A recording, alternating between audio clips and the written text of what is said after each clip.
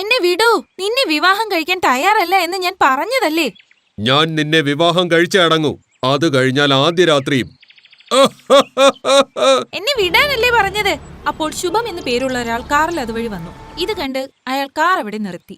ഏയ്, പെൺകുട്ടിയുടെ ദേഹത്ത് നിന്ന് കൈയെടുക്ക, ഇല്ലെങ്കിൽ നീ എന്തു ചെയ്യോടാ? നീ ആരെന്നാടാ നിന്റെ വിചാരം? ഇവൾ ആരാടാ നിന്റെ? നിന്റെ ആരാടാ ഇവൾ? എന്തു ചെയ്യുമെന്ന് ഇപ്പൊ കാണിച്ചു തരാടാ. ഇത്രയും പറഞ്ഞ് ശുഭം ആ കൊള്ളക്കാരെ ഇടിച്ച് നിലംപരിശാക്കുന്നു. അതിനിടയിൽ ശുഭത്തിന്റെ കൈയും ചെറുതായി മുറിയുന്നു. ആ പെൺകുട്ടി അയാളുടെ ആരാണ് എന്ന ചോദ്യം ആവർത്തിച്ചപ്പോൾ ആ ചോര കൊണ്ട് അവളുടെ നെറ്റിയിൽ അയാൾ സിന്ദൂരമണിയിച്ചു. ഇപ്പൊ മനസ്സിലായോ ഇവളുടെ ആരാണ് ഞാനെന്ന്? ഇത് കണ്ട് കൊള്ളക്കാർ അവിടെ നിന്നും പോകുന്നു. അപ്പോഴേക്കും ആ പെൺകുട്ടിയുടെ വീട്ടുകാരും നാട്ടുകാരും എല്ലാം അവിടേക്ക് എത്തുന്നു.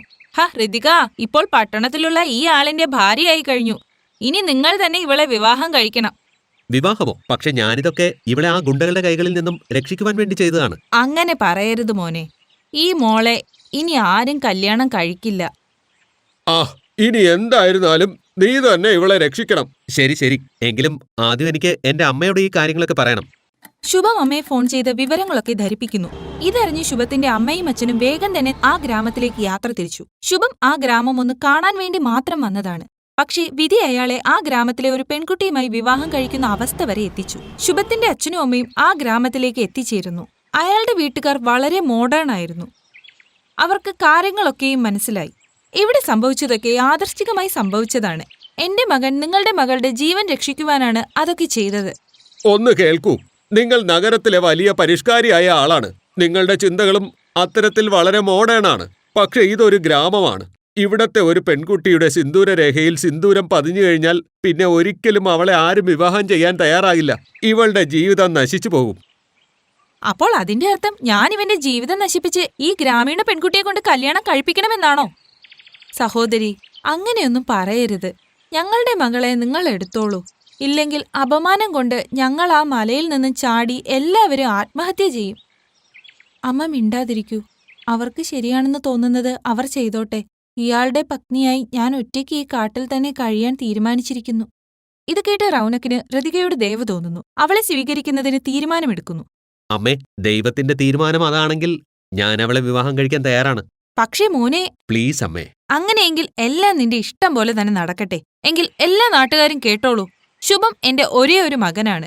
ഇവന്റെ വിവാഹവുമായി ബന്ധപ്പെട്ട് എനിക്ക് വലിയ സ്വപ്നങ്ങളായിരുന്നു ഉണ്ടായിരുന്നത്. വലിയ ആഘോഷത്തോടെ കല്യാണത്തിനായി ഞങ്ങൾ വരും. മരുമകളെ കൂട്ടി ഞങ്ങൾ പോകും.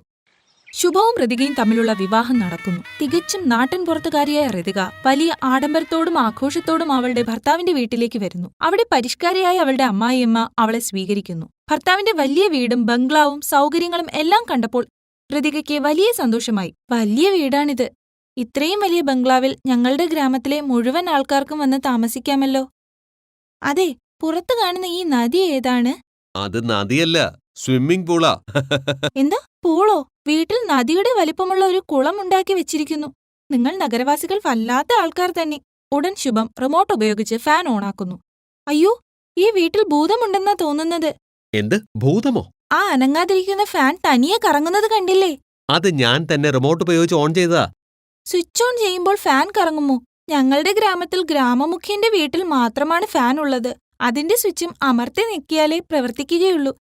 ഋതികയുടെ സംസാരവും അവളുടെ നിഷ്കളങ്കതയും ശുഭത്തിന് വളരെ ഇഷ്ടപ്പെട്ടു. അടുത്ത ദിവസം രാവിലെ ഋതിക ഒരുങ്ങി വലിയ ഷോളൊക്കെ ഇട്ട് അടുക്കളയിൽ ചെന്നു. വലിയ അടുക്കളയാണല്ലോ. പക്ഷേ ഇവിടെ അടുപ്പ് എവിടെയാണ് ഇരിക്കുന്നത്? മോളെ, ഇത് ഗ്രാമമല്ല, നഗരമാണ്, നഗരം. ഇവിടെ ഗ്യാസ് സ്റ്റൗ ആണുള്ളത്. ദാ കണ്ടോളൂ. അപ്പോൾ അവിടേക്ക് അമ്മായിയമ്മയും നാത്തൂനും വരുന്നു. ബിർജുക്കാക്ക, മകൾക്ക് ഗ്യാസ് സ്റ്റൗ കത്തിക്കാൻ പഠിപ്പിക്കുകയാണോ? അമ്മായി എന്തിനാണിപ്പോൾ ഇങ്ങോട്ട് വന്നത്? ഇനി അമ്മ സുഖമായിരുന്ന് നല്ല ചൂട് റൊട്ടി കഴിച്ചോളൂ. അല്പനേരം കഴിഞ്ഞ് നാടൻ ഭക്ഷണവും പാചകം ചെയ്ത് ഋതിക വന്നു. മോളെ, ഈ ഭക്ഷണം ആരും തന്നെ കഴിക്കാൻ പോകുന്നില്ല. കണ്ടോളൂ ബിർജുക്കാക്ക, എല്ലാവരും ആസ്വദിച്ച് കഴിക്കുന്നത് കാണാം. അവൾ ആഹാരം വിളമ്പുന്നു. ഈ ആഹാരം ആരാ കഴിക്കാൻ പോകുന്നത്? ബിർജുക്കാക്ക, എന്താ ഇത്? ഇന്നത്തെ ആഹാരം മരുമോളാണ് പാചകം ചെയ്തത്. ഞാൻ വേണ്ടെന്ന് പറഞ്ഞതാ. ഹോ, ഈ നാട്ടിൻ പുറത്തുകാരി പാചകം ചെയ്താൽ ഈ നാടൻ ഭക്ഷണമൊക്കെ കഴിക്കേണ്ടതായി വരും. അവൾ മുഖം മറച്ചിരിക്കുന്നതുകൊണ്ട് നമുക്ക് ഇഷ്ടപ്പെടില്ല എന്ന് മനസ്സിലാകുകയില്ല. വൈകുന്നേരമായപ്പോൾ ഋതികയെ കാണാൻ അയൽപക്കത്തുകാർ എത്തി. മോഡേൺ അമ്മായിയമ്മയുടെ നാട്ടിൻ പുറത്തുകാരി മരുമകളുടെ വസ്ത്രധാരണമൊക്കെ കണ്ട് അവരുടെ അയൽപക്കക്കാർ കളിയാക്കി. വാവ്, നോക്ക്, മോഡേൺ അമ്മായിയമ്മയ്ക്ക് നാട്ടിൻ പുറത്തുകാരി മരുമകൾ. അവളുടെ വേഷം കണ്ടോ? അയൽപക്കക്കാർ അവളെ കളിയാക്കിയിട്ട് അവിടുന്ന് പോയി. അമ്മായിയമ്മയ്ക്ക് വലിയ ദേഷ്യം വന്നു. അവൾ ഋതികയോട് അവരുടെ മുഖത്തുകൂടി ഇടുന്ന ഷോൾ മാറ്റാൻ പറഞ്ഞു. പക്ഷേ ഋതിക മാറ്റിയില്ല. ഒരു ദിവസം അവരുടെ വീട്ടിൽ ഒരു ക്ലയന്റ് വരുന്നു. അയാൾക്ക് ഭാരതീയ സംസ്കാരത്തെക്കുറിച്ച് അറിയാൻ വലിയ താല്പര്യമായിരുന്നു. ഈ കാര്യത്തിൽ റൗനക്കിന് വലിയ പേടിയായിരുന്നു. പക്ഷേ ഋതിക എല്ലാം വളരെ ഭംഗിയായി കൈകാര്യം ചെയ്തു. അവൾ ഭംഗിയായി വീടിനെ അലങ്കരിച്ചു. വലിയ രീതിയിൽ രുചികരമായ നാടൻ ഭക്ഷണം തയ്യാറാക്കുകയും മധുരപലഹാരങ്ങൾ പാചകം ചെയ്യുകയും ചെയ്തു. ഗ്രാമീണയായ ഋതികയുടെ ആതിഥ്യമര്യാദയും പാചകവും എല്ലാം ക്ലയന്റിന് വളരെയധികം ഇഷ്ടപ്പെട്ടു. ഒരു ബിസിനസ് ഡീൽ ഉറപ്പിച്ച് അവർ പോവുകയും ചെയ്തു. ഇത്രയും വലിയ ഓർഡർ കിട്ടിയപ്പോൾ എല്ലാവർക്കും സ്നേഹവും സന്തോഷവും തോന്നി. എല്ലാവരുടെയും സ്നേഹം കിട്ടിയപ്പോൾ അവൾക്ക് വലിയ സന്തോഷമായി.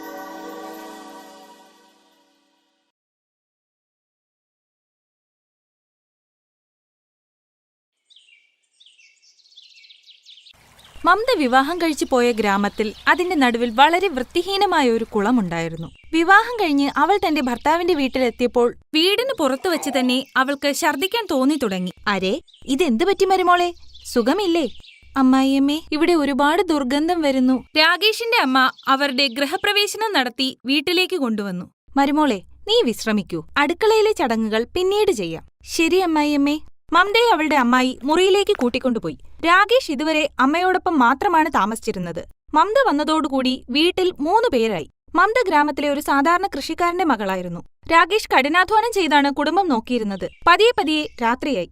മരുമോളെ, രാത്രിയായി. ഇന്ന് നിന്റെ ആദ്യത്തെ അടുക്കള ചടങ്ങാണ്. നിനക്ക് ഇഷ്ടമുള്ളത് എന്ത് വേണമെങ്കിലും ഉണ്ടാക്കാം. ഞാൻ ഒരിക്കലും കരുതിയിരുന്നില്ല താങ്കളെപ്പോലെ ഇത്രയും നല്ല അമ്മായിയമ്മ ലോകത്തിലുണ്ടാകുമെന്ന്. എന്റെ അമ്മ ഒരു അമ്മയായതുകൊണ്ട് മാത്രമാണ് നല്ലവൾ. എന്നു മുതൽ അമ്മായിയാകാൻ തുടങ്ങുന്നത് അന്നു മുതൽ മോശക്കാരിയായി മാറും. എനിക്ക് അമ്മായിയമ്മ ആകണ്ട, അമ്മയായി ഇരുന്നാൽ മതി. മമത അടുക്കളയിലേക്ക് പോയപ്പോൾ ജനലിലൂടെ ആ മലിനമായ കുളം കണ്ടു. ഛേ, ഈ ഗ്രാമവാസികൾ സ്വന്തം കുളം എത്ര വൃത്തികേടായാണ് സൂക്ഷിക്കുന്നത്. ഞാൻ ഈ ജനൽ അടയ്ക്കാം, അല്ലെങ്കിൽ ഈ ദുർഗന്ധത്തിൽ എനിക്ക് പാചകം ചെയ്യാൻ കഴിയില്ല. മമത ജനൽ അടച്ചതിനു ശേഷം ആഹാരമുണ്ടാക്കി. എല്ലാവരും ഒരുമിച്ചിരുന്ന് ആഹാരം കഴിക്കാൻ തുടങ്ങി. ആഹാരം നീ വളരെ സ്വാദിഷ്ടമായാണ് ഉണ്ടാക്കിയത്. അപ്പോഴേക്കും പുറത്തുനിന്ന് കുറച്ചുപേരുടെ ശബ്ദം കേട്ടു. നീയാണ് 1-ാം നമ്പർ മണ്ടൻ. കുളം മലിനമാക്കിയത് നീയാണ്.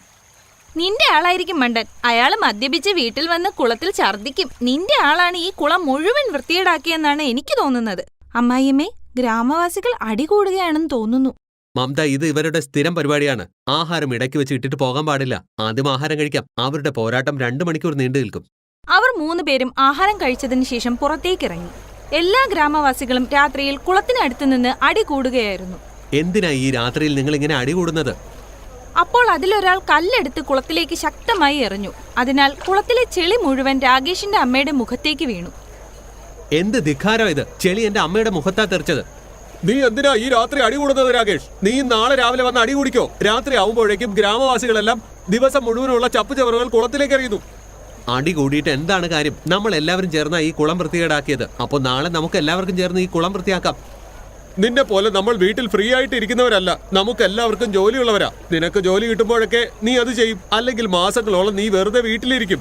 നിങ്ങളുടെ സംസാരം കുറച്ച് അതിരുവിട്ടു പോകുന്നു. രാകേഷ് ജി, ഇവരോട് തർക്കിച്ചിട്ട് ഒരു കാര്യവുമില്ല. വരൂ, അകത്തേക്ക് പോകാം. മമത എല്ലാവരെയും കൂട്ടി വീട്ടിലേക്ക് പോയി. അമ്മായിയമ്മ മുഖം കഴുകിയതിനു ശേഷം 3 പേരും കിടന്നുറങ്ങി. അടുത്ത ദിവസം രാകേഷ് ചായയും പ്രഭാത ഭക്ഷണവും കഴിച്ച് ജോലിക്ക് പോയി. വൈകുന്നേരം അവരുടെ വീട്ടിൽ കുറച്ച് സ്ത്രീകൾ വന്നു. ഇവിടെ പച്ചക്കറി എന്തേലും ഇരിപ്പുണ്ടോ? മരുമോളെ, പച്ചക്കറികൾ ബാക്കിയുണ്ടോ എന്ന് നോക്കൂ. കുറച്ച് ഉരുളക്കിഴങ്ങ് മാത്രമേ ഉള്ളൂ, അത് കൊണ്ടുവരാം. മമത ഉരുളക്കിഴങ്ങ് കൊണ്ടുവന്ന് അവർക്ക് കൊടുത്തു. അവളുടെ അമ്മായിയമ്മ അവരോട് ചോദിച്ചു, ഇന്ന് ആദ്യമായിട്ടാണ് ഒരാൾ പച്ചക്കറി ആവശ്യപ്പെടുന്നത് ഞാൻ കാണുന്നത്. ഇന്ന് പച്ചക്കറി കടക്കാരൻ വന്നില്ലേ? ഇന്നും വന്നില്ല, ഇന്നലെയും വന്നില്ല. അറിയില്ല എന്തുകൊണ്ടാണ് പച്ചക്കറി കച്ചവടക്കാരൻ വരാത്തതെന്ന്. നമുക്ക് മാർക്കറ്റിൽ പോകാനും കഴിയില്ല. മാർക്കറ്റ് കുളത്തിന്റെ അപ്പുറത്താണ്. ഈ കുളം കടക്കുക എന്നത് മിക്കവാറും അസാധ്യമാണ്. നീ പറഞ്ഞത് ശരിയാണ്. ആ സ്ത്രീ പച്ചക്കറിയും കൊണ്ടുപോയി. രാത്രി രാകേഷ് വീട്ടിലെത്തിയപ്പോൾ അവരുടെ വീട്ടിലും പച്ചക്കറി ഒന്നും ഉണ്ടായിരുന്നില്ല.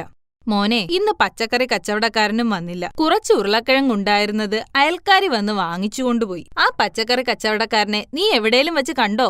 ഇല്ലമ്മേ, ഞാൻ അവനെ ഒരിടത്തും കണ്ടില്ല. നാളെ അന്വേഷിക്കാം. ഇന്ന് പരിപ്പ് കറിയുണ്ടല്ലോ. അങ്ങനെ 3-4 ദിവസങ്ങൾ കടന്നുപോയി. പച്ചക്കറി കച്ചവടക്കാരൻ വന്നില്ല. ആളുകളുടെ കയ്യിൽ പച്ചക്കറികളൊന്നും ബാക്കിയില്ല. ഗ്രാമവാസികളെ, ഒരാഴ്ചയായി പച്ചക്കറികളോ ഉള്ളിയോ കഴിച്ചിട്ടില്ല. ഈ പച്ചക്കറിക്കാരൻ എവിടെയാ പോയിരിക്കുന്നതെന്നറിയോ? അങ്ങ് പറയുന്നത് ശരിയാണ് അമ്മാവ. പച്ചക്കറി ഇല്ലാതെ നമ്മൾ എങ്ങനെ ജീവിക്കും? അവൻ വരാത്തത് ഈ നാറ്റം കാരണമാണെന്നാ എനിക്ക് തോന്നുന്നത്. രാകേഷ് ഇത് പറയുമ്പോഴേക്കും പച്ചക്കറി കച്ചവടക്കാരൻ ഗോലു തന്റെ വണ്ടിയുമായി അവിടേക്ക് വന്നു. പച്ചക്കറി കച്ചവടക്കാരൻ വന്നു. നല്ല ഫ്രഷായ പച്ചക്കറികൾ വാങ്ങൂ. നോക്കൂ, അവൻ വന്നു. പച്ചക്കറിക്കാരൻ വന്നു. ഗ്രാമവാസികളെ, പെട്ടെന്ന് പെട്ടെന്ന് വാങ്ങിക്കൂ. ഗ്രാമവാസികളെല്ലാം ഒരുമിച്ച് അയാളുടെ വണ്ടിയിൽ ചാടി വീണു. അതിനാൽ അവന്റെ പച്ചക്കറി നിറഞ്ഞ വണ്ടി ആ കുളത്തിലേക്ക് വീണു. അവന്റെ എല്ലാ പച്ചക്കറിയും നാശമായി. നിങ്ങൾ എല്ലാവരും കൂടെ എന്റെ എല്ലാ പച്ചക്കറികളും നാശമാക്കി. ഇനി ഒരിക്കലും ഞാൻ ഈ ഗ്രാമത്തിലേക്ക് വരില്ല. നിങ്ങളുടെ ഈ വൃത്തികെട്ട കുളം കാരണമാ എനിക്ക് ഈ അസുഖം ബാധിച്ചത്. അതുകൊണ്ടാ വരാൻ കഴിയാത്തത്. ഇപ്പോൾ ഞാൻ വിചാരിച്ചത് നിങ്ങളുടെ കുളമൊക്കെ ഇപ്പൊ വൃത്തിയായി കാണുമെന്നാണ്. പക്ഷെ പട്ടിയുടെ വാൽ ഒരിക്കലും നേരെയാകില്ല. നീ ഇതെന്താ പറയുന്നത്? ഞാൻ പറയുന്നത് വളരെ ശരിയാണെങ്കിൽ ഇന്ന് വരെ നിങ്ങളുടേതുപോലെ വൃത്തിഹീനമായ ഒരു സ്ഥലം ഞാൻ കണ്ടിട്ടില്ല. അതുകൊണ്ടാണ് ഞാനല്ലാതെ വേറെ ആരും ഇങ്ങോട്ടേക്ക് വരാത്തതും. ഇനി ഞാനും വരുന്നില്ല. നിങ്ങൾ പച്ചക്കറി കഴിക്കാൻ കൊതിക്കും. ഇത്രയും പറഞ്ഞ് ആ പച്ചക്കറി കച്ചവടക്കാരൻ അവിടെ നിന്ന് പോയി. എല്ലാ ഗ്രാമവാസികളും വിഷമത്തിലായി. ഇന്നു മുതൽ പച്ചക്കറി കഴിക്കുന്നത് ഉപേക്ഷിക്കാൻ. അവൻ ദേഷ്യത്തിൽ പറഞ്ഞതായിരിക്കും. 2 ആഴ്ച കഴിയുമ്പോൾ അവനെ ഇവിടെ കാണാം. 3 മാസം കഴിഞ്ഞു. ആ പച്ചക്കറിക്കാരൻ അവിടെ എത്തി നോക്കാൻ പോലും വന്നില്ല. ഗ്രാമം മുഴുവൻ പച്ചക്കറിക്ക് വേണ്ടി കൊതിച്ചു തുടങ്ങി. മമത, അമ്മേ, ചൂട് കാരണം എന്റെ ജോലി കുറച്ചു മാസത്തേക്ക് നിർത്തിയിരിക്കുകയാണ്. ഇതിനെയാണ് പ്രശ്നങ്ങൾക്ക് മീതെ പ്രശ്നങ്ങൾ എന്ന് പറയുന്നത്. വെറുതെ ചിന്തിച്ചിട്ട് എന്ത് കാര്യം അമ്മായിയമ്മേ? പ്രശ്നങ്ങൾ തീരുകയും ചെയ്യും. കുറച്ച് അധ്വാനിച്ചാൽ ഇവിടെ തന്നെ ഒരു ഓഫീസർ ഉണ്ടാകും. മമത, എനിക്കൊന്നും മനസ്സിലായില്ല. നീ എന്താണ് പറയാൻ ആഗ്രഹിക്കുന്നത്? ഞാൻ ചിലത് ആലോചിച്ചു വച്ചിട്ടുണ്ട്. അതിനു മുമ്പ് എനിക്ക് എന്റെ അച്ഛനോട് സംസാരിക്കേണ്ടി വരും. നാളെ നമുക്കൊന്ന് എന്റെ വീട്ടിലേക്ക് പോകണം. എന്നാൽ മരുമോളെ, നീ എന്താണ് ചിന്തിക്കുന്നത് എന്നെങ്കിലും പറയൂ. അത് നിങ്ങൾക്ക് നാളെ മനസ്സിലാകും. ശരി. അടുത്ത ദിവസം മമത ഭർത്താവിനൊപ്പം തന്റെ അച്ഛനെ കാണാനെത്തി. മമത എല്ലാ പ്രശ്നങ്ങളും തന്റെ അച്ഛനോട് പറഞ്ഞു. പ്രശ്നം വളരെ വലുതാണ് മോളെ. എന്നാൽ ഞാൻ ഇതിൽ എന്താണ് ചെയ്യേണ്ടത് മോളെ? അച്ഛൻ വളരെ പഴയ കൃഷിക്കാരനാണ്. താങ്കൾക്ക് കൃഷിയെക്കുറിച്ച് എല്ലാം അറിയാം. എന്റെ ഭർത്താവിന്റെ വീട്ടിലുള്ള വൃത്തികെട്ട കുളം വൃത്തിയാക്കി അതിൽ പച്ചക്കറി കൃഷി ചെയ്യാൻ പറ്റുമോ? ചെയ്യാൻ കഴിയും. പക്ഷെ വളരെയധികം പരിശ്രമിക്കേണ്ടതായി വരും. നിനക്കിപ്പോൾ അവിടെ പച്ചക്കറി കൃഷി ചെയ്യേണ്ട ആവശ്യം എന്താണ്? നിനക്ക് ആവശ്യമുള്ള പച്ചക്കറി ഇവിടെ നിന്ന് കൊണ്ടുവയ്ക്കോ? അച്ഛ, കാര്യം പച്ചക്കറിയുടെ മാത്രമല്ല. ഇത് നടന്നു കഴിഞ്ഞാൽ 3 പ്രയോജനങ്ങൾ ഉണ്ടാകും. ഒന്നാമത്തേത്, ആ കുളം വൃത്തിയാകും. ഇതിനാൽ ഗ്രാമത്തിലെ അടിയും വഴക്കും ഒക്കെ ഇല്ലാതാകും. രണ്ടാമത്തെ പ്രയോജനം, ആളുകൾക്ക് എളുപ്പത്തിൽ ഫ്രഷ് പച്ചക്കറി ലഭിക്കും. മൂന്നാമത്തേത്, രാകേഷ്ജിക്ക് ഗ്രാമത്തിന് പുറത്തുപോയി കൂലിവേല ചെയ്യേണ്ടി വരില്ല. എന്ത് നല്ല കാര്യമാണ്. നീ എല്ലാ പ്രശ്നങ്ങളും ഒറ്റയടിക്ക് പരിഹരിച്ചുവല്ലോ. ആ കുളം നല്ലതുപോലെ വൃത്തിയാക്കേണ്ടി വരും. എന്നിട്ട് അതിൽ ഒരുപാട് കെമിക്കൽസ് ഇടേണ്ടി വരും. വളവും ഇടേണ്ടി വരും. 8 or 10 തവണ നല്ലതുപോലെ കിളക്കേണ്ടിയും വരും. അപ്പോഴേ ആ ഭൂമിയിൽ പച്ചക്കറിയുടെ കൃഷി ചെയ്യുവാൻ സാധിക്കും. അതുകൊണ്ട് ഞാനും വരേണ്ടി വരും. ഗ്രാമത്തിലെ കുറച്ചു പയ്യന്മാരെ കൂടി കൊണ്ടുപോകേണ്ടിയും വരും. ശരി അച്ഛാ, നാളെ അച്ഛൻ എല്ലാ സാധനങ്ങളും പയ്യന്മാരുമായി വീട്ടിലേക്ക് വരൂ. അടുത്ത ദിവസം മമത രാകേഷിനും അച്ഛനും പയ്യന്മാരോടുമൊപ്പം കുളം വൃത്തിയാക്കാൻ തുടങ്ങി. ഗ്രാമവാസികൾ നോക്കുന്നുണ്ടായിരുന്നു. പക്ഷേ മമത ഒന്നും തന്നെ പറഞ്ഞില്ല. കുളം വൃത്തിയാക്കാൻ ഒരാഴ്ച എടുത്തു. അതിനുശേഷം അതിലെ എല്ലാ മലിനജലവും മാറ്റി ഒരുപാട് മണ്ണ് കൊണ്ടിട്ടു. മമത, ഇപ്പോൾ നിനക്കിതിൽ പച്ചക്കറി കൃഷി നടത്തുവാൻ കഴിയും. ഞാൻ നിനക്ക് എല്ലാ വിത്തുകളും തരാം. അവളുടെ അച്ഛൻ എല്ലാ പച്ചക്കറികളുടെയും വിത്ത് നൽകിയിട്ട് പോയി. മമത വിത്തുകൾ വിതച്ചു. കുറച്ചു മാസങ്ങൾക്ക് ശേഷം ഒരുപാട് പച്ചക്കറികൾ വളർന്നു. ഗ്രാമവാസികൾക്ക് സന്തോഷമായി. ഇത് നമ്മുടെ ഗ്രാമമാണെന്ന് തോന്നുന്നില്ല. നേരത്തെ ഇത് ചെയ്തിരുന്നെങ്കിൽ എത്ര നന്നായിരുന്നു. സാരമില്ല അമ്മായി, നമ്മൾ ഇപ്പോൾ പച്ചക്കറിയുടെ ബിസിനസ് തുടങ്ങി. എത്ര പച്ചക്കറി വേണോ 24 മണിക്കൂറും ലഭിക്കും. അതും ഫ്രഷായി. അതിനുശേഷം ഗ്രാമം വൃത്തിയായി മാറി. മമതയുടെയും രാകേഷിന്റെയും ദാരിദ്ര്യം എന്നേക്കുമായി അവസാനിച്ചു. Thanks for watching.